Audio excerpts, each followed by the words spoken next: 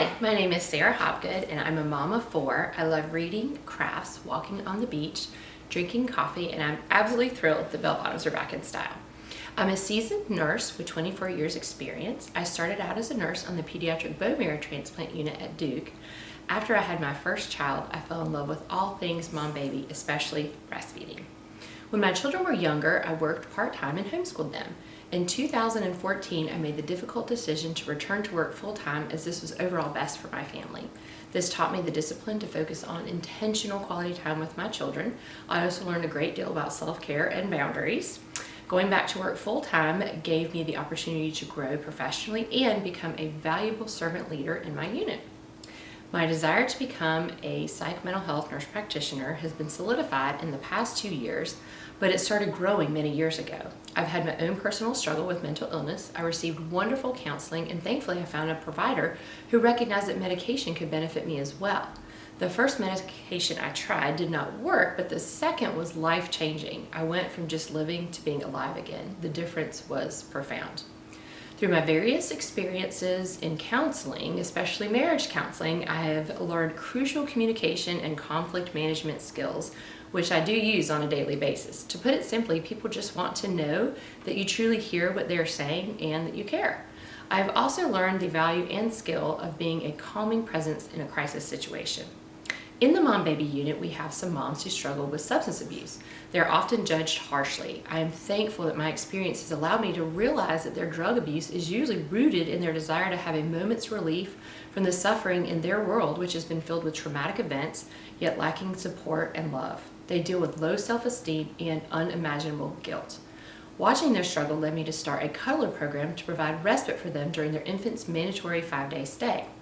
This program provides a specially trained volunteer to come in for 2 to 4 hours so the parent can take a break and engage in self-care while having the assurance that their baby is being well cared for. For all of my patients, but especially these, it is a joy for me to educate, equip, and encourage them in positive things that they are doing and inspire them to give themselves a lot of grace. My oldest daughter, Kylie, suffered from anxiety at an early age and later depression. She went to weekly counseling for several months and eventually was prescribed a mild antidepressant by her pediatrician. At 17, in the midst of losing her best friend, her depression worsened significantly. She stopped showering, would not eat, and could not get up and go to school. I knew she needed a higher level of care, but not yet needing to be hospitalized. The problem was there was nothing in between that was accessible to us, and the first available appointment with an adolescent psychiatrist was 4 months away. On February 28, 2020, Kylie had a suicide attempt and ended up IVC'd. I have never felt more alone despite the overwhelming support of family and friends.